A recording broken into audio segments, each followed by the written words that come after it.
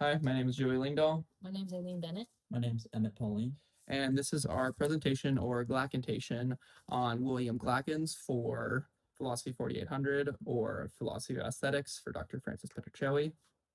And yeah, we're just going to dive right into it. This is our presentation on William Glackens. So William Glackens was a American painter born on March 13th, 1870 in Philadelphia, Pennsylvania. He died on May 22nd, 1938 of a heart attack while visiting a friend. He was a early career. He was a newspaper illustrator for the Philadelphia Press as well as the Philadelphia Record in the early 1890s. He studied art. He studied art at the Pennsylvania Academy of Fine Arts, where he met many other members of the Eight, which was a group of people that they used to start the Ashcan School, a very renowned school. He was also a close friend of Albert C. Barnes, a very wealthy doctor. He traveled to Paris on Barnes' behalf to acquire many major works to add to his collection, which is very renowned today. So, as Joey said, the William Glackens was one of the founding members of the Ashcan School and a member of the Eight, which was like an unofficial guild of artists. They were all friends in school together, and later they joined when they uh, realized that they had very similar ideas about art and so as Joey said, Glackens was a founding member of the Ashcan School, and he was a member of the Eight, which was the kind of unofficial name for a member of a group of artists that were all friends in school in Philadelphia in the late 1800s. The other notable members were Robert Henry, which was kind of like the unofficial leader. He kind of set the tone. And then there was John Sloan, Maurice Prendergast, Ernest Lawson, George Lukes, and Everett Shinn and Arthur Bowen Davis. It was created with the mission of bringing French Impressionism to America through controversial subject material. They were all classically trained in the French Impressionist style, which was not very popular in America at the time. It was actually seen as kind of like a lazy approach to painting. It was less refined and more gestural and immediate, and because it was quick to produce and less technical than other styles of painting, it was kind of seen as like the cop out of painting styles. They were political in nature because of their subject matter, and they were criticized for what they chose to represent in their artworks, which included things like urban nightlife and dirty streets. They emphasized the poor and they liked to paint immigrants, especially Robert Henry. He had a very large series of portraits of children of immigrants. And these paintings were not seen as valuable to people that were purchasing art. They were not seen as visually pleasing or really impressive in style, even. So they were kind of disregarded for a lot of reasons, but more heralded for their attention to the French Impressionist style. And Glackens himself was compared to his contemporaries of like Monet and Degas, especially. He took great inspiration from them, but deviated in style just a little bit. He later completely abandoned the art style that the rest of the Ashcan school was kind of following in favor of the idealistic French Impressionist style because it started gaining traction in America, and his most famous works are from this later era in his career. Mm-hmm. William Glackens also grew up with Albert Barnes at Central High School, just like the other some of the other members of the Eight. But he had a different aim in his career, focused on becoming a doctor later on in life. This gained him wealth, but still had him around a very large intellectual group, as just like Glackens, a very underappreciated artist. But he was a profound appreciator, especially because of the style that he painted in.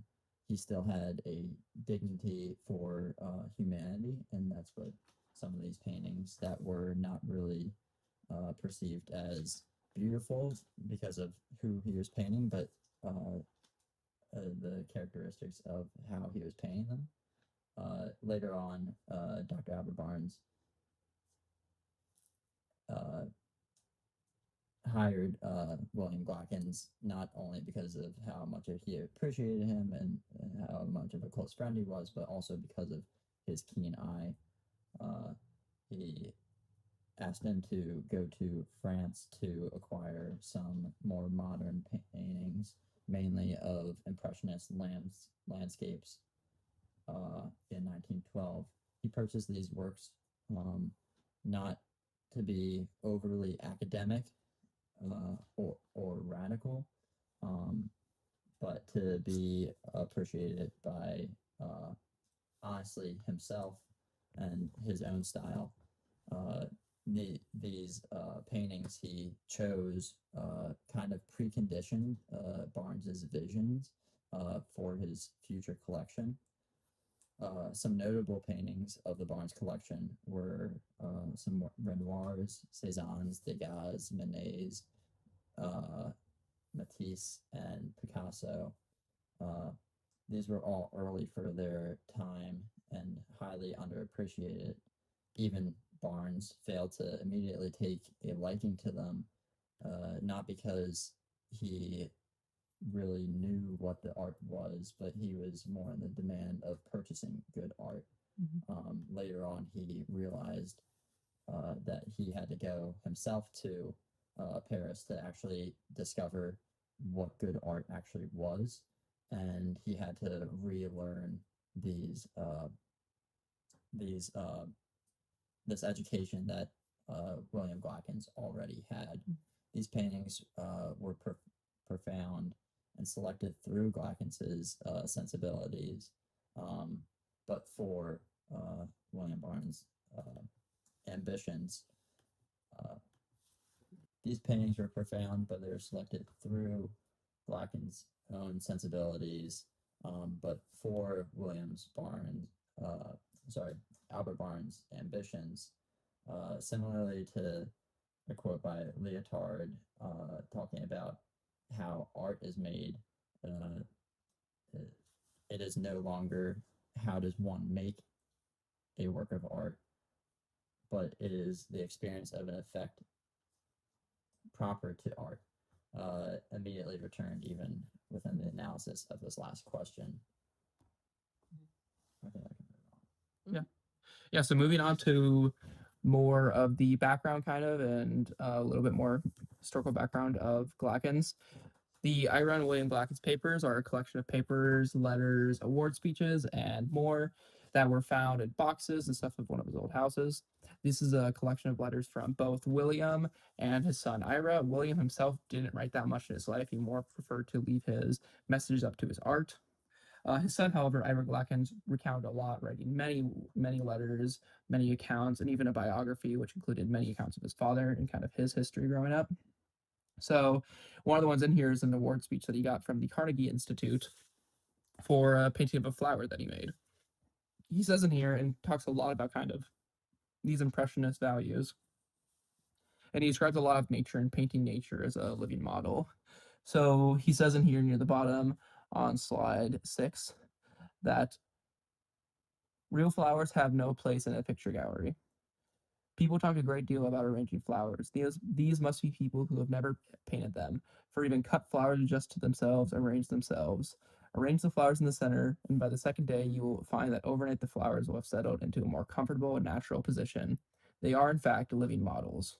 So this idea of not being able to capture, and this is kind of a capture in time for these, and that we're more perceiving these kind of as they are. Not that we are possessing them, but we are just kind of perceiving them as they see fit. Also in collections here, going back to the Barnes collection, was a collection of letters he wrote to his wife, Edith Glacken, while he was in Paris. So in here, he recounts many. He talks much about the architecture, many of the hotels he stayed at, but he also accounts of the paintings that he bought there and how these were very expensive paintings from kind of lesser renowned artists, which Albert Barnes kind of vented his frustration at him when he returned.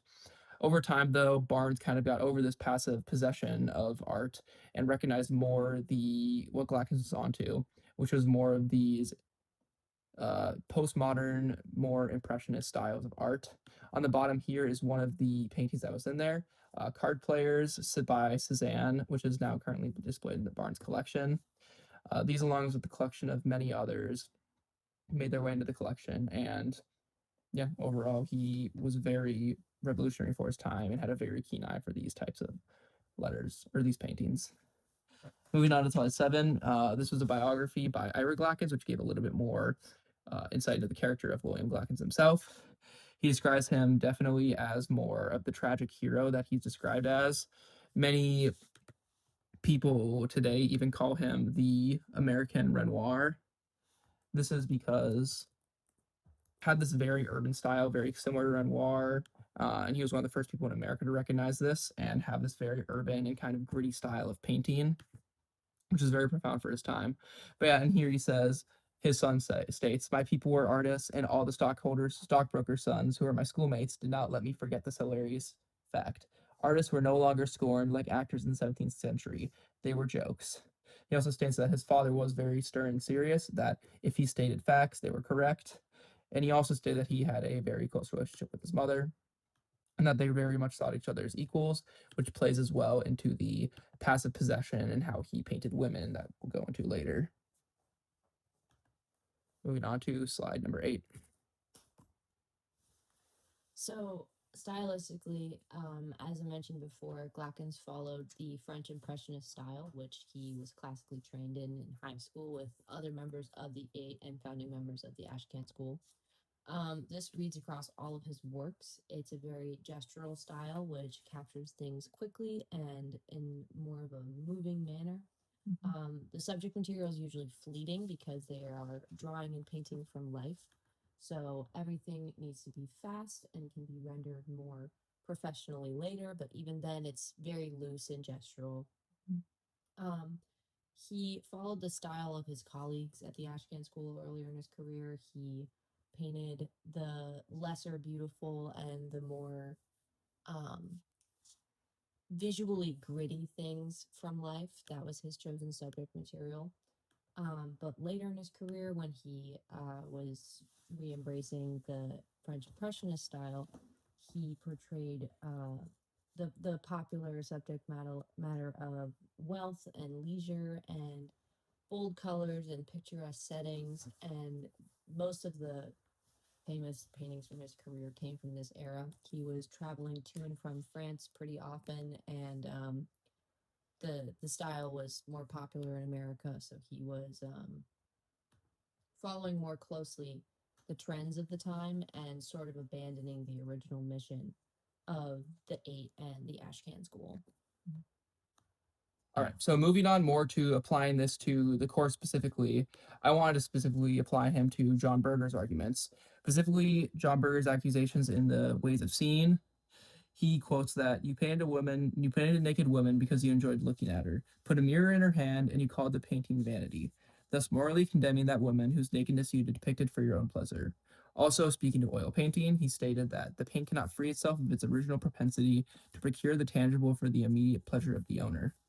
So both these things speak very directly to how Glackens stylized his work, specifically through oil painting and the nude. He had a very much affinity for the nude and painted many paintings in this style. So, does this critique of Berger apply to Glackens? I'd argue that it does not, and that's what makes Glackens so interesting in this conversation relating to aesthetics. Berger describes the nude as a body arranged in a space to be consumed by a spectator outside the frame. Everything in the composition points outward to the viewer, and the role of the object in there is to receive that gaze and hold it. But however, in Glackens' perspective, everything in this composition points outward towards the viewer, and the woman's role is to receive that gaze and hold it. The passivity in these are the point. Glackens' structure breaks this in a few ways. First, his figures aren't just presenting themselves, they're doing something else entirely, whether that's eating, swimming, resting, or just existing in a way. They're usually not posed or stylized in a certain way, and it's their refusal to display the logic that Berger identifies as central to the new tradition. I also think Glacken's impressionist technique resists the idea of woman to surface. His thick, rapid brushwork doesn't render skin as something smooth and ownable. It renders it very much more something alive, kind of like the flowers. So what Glackens offers us against this framework is something more, I guess, towards the leotard opinion, is actually who I related to the most. Specifically, much that he was talking about the addresser and addressee, where the artists themselves are being addressed in the painting while they're painting it. Many of his paintings, they're closed off or even not looking at the viewer.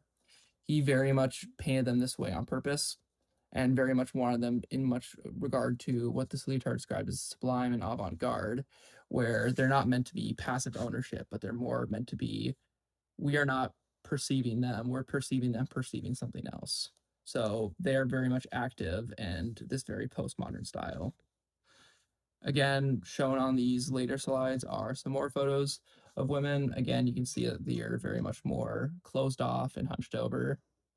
And yeah, not as acting as ownership, but more acting in it themselves, very much like this impressionist style he uses. That's interesting because I would kind of argue the opposite. I would say, in my opinion, I think he does follow Berger's accusation a Mhm. little bit. I mean, like biographically speaking, he started later in his career Mhm. to abandon the mission of the Ashcan School in the Eight, which was painting ugliness, and their works weren't really respected or purchased by connoisseurs of art because it wasn't like a beautiful thing to hang on your wall or something to own. Mhm. So when he was like following the trends, I guess, of French Impressionism, which does include a lot of nude women, he was more, at least I think, painting for purchase. And his style is still definitely present in these, and definitely, I at least from what I can tell, humanizes the women depicted in Mhm. a much more respectful way than Mhm. other painters that I think Berger was more critical of. Yeah. But it's still just speaking from his stylistic shift from what almost everybody hated to what the wealthy was purchasing at the time. Mhm. It seems more like he was painting something to own and painting what people wanted to own, which Mhm. at the time was the French Impressionist style nude women. I see that as well. That's definitely valid as well. I think it also could be said that it was a clash of it because of his prior to going to France and seeing all these and being exposed to all this. He had this urban style and this more independent style that wasn't conforming to this ownership. And then, yeah, I guess being so closely related, so close friends with Albert Barnes, it created a lot more confliction for him as this friend that he was buying stuff for. So I definitely see, yeah, the points in that, but I still think he definitely clinged on some of this. And like we were talking about with Cezanne, there's a certain doubt aspect of it. There's a lot of doubt in his methods for this that he was making, which kind of makes it so unique. And whether it's ownership or not, his nude paintings definitely stand out from most as while there can be still some ownership, there's definitely more life and more independence within them. Oh yeah, most definitely. Yeah, I feel like it's the same thing with Heidegger a little bit. He's like aiming outside of what he's actually painting. He's painting these portraits for someone specifically, but he's also painting it into a more humanistic role. So he's painting it out to be read as a more worldly view, something not to just to be seen by a viewer and to be completely understood, but more of pointing out the more naturalistic aspects of an everyday life. Even the nude paintings, that they always have something within them that's not something obtainable, but something that pushes their personality of who the people were. He painted a lot of his portraits of like family members and also just of portraits themselves which means that it wasn't necessarily all about the aspect of doing something for someone to obtain, but more of something for the people to relate to, relating in their everyday experience with that person. Mhm. Yeah. Definitely. Yeah. So moving to our last slide now on Ponty. So, Maurice Merleau-Ponty objected to the existence of the informed eye, or the ability to appreciate beauty and art without regard to prior knowledge or experience or interpretation. Um, this is kind of a kick in the face to Kant. It's like a direct anti-Kantian take, which is that Kant's take was that um, appreciating the beautiful was more of a natural human instinct that wasn't based upon or I guess afflicted by prior experience, prior knowledge, prior interpretations. But Merleau-Ponty rejects this idea, and something that I found interesting is that Glacken's work in collection with Albert Barnes is pretty exemplary of this, because when he was collecting, which Barnes hired him to do, he brought back this collection of artists that are now really profound and popular. He had Picasso, he had Monet and Pissarro.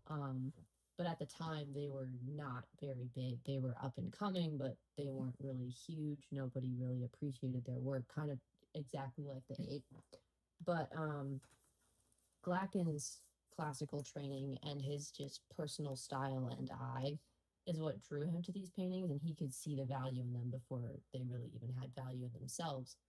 Um, and Barnes initially did not appreciate these paintings at all. He was kind of on the fence and didn't really understand exactly what Glackens had brought him. This was meant to be like his personal collection, and it was kind of just weird stuff, I guess. But Glackens, his prior experience and prior knowledge is what like drew him to these pieces. And then I think Barnes initially had a more burger aligned attitude, or of like possessing something to own it. He wasn't really an art connoisseur or like a student. He appreciated art, but more in the sense of, I own this. This is my art. Look at my cool art, and not really seeing it for the beauty that it held.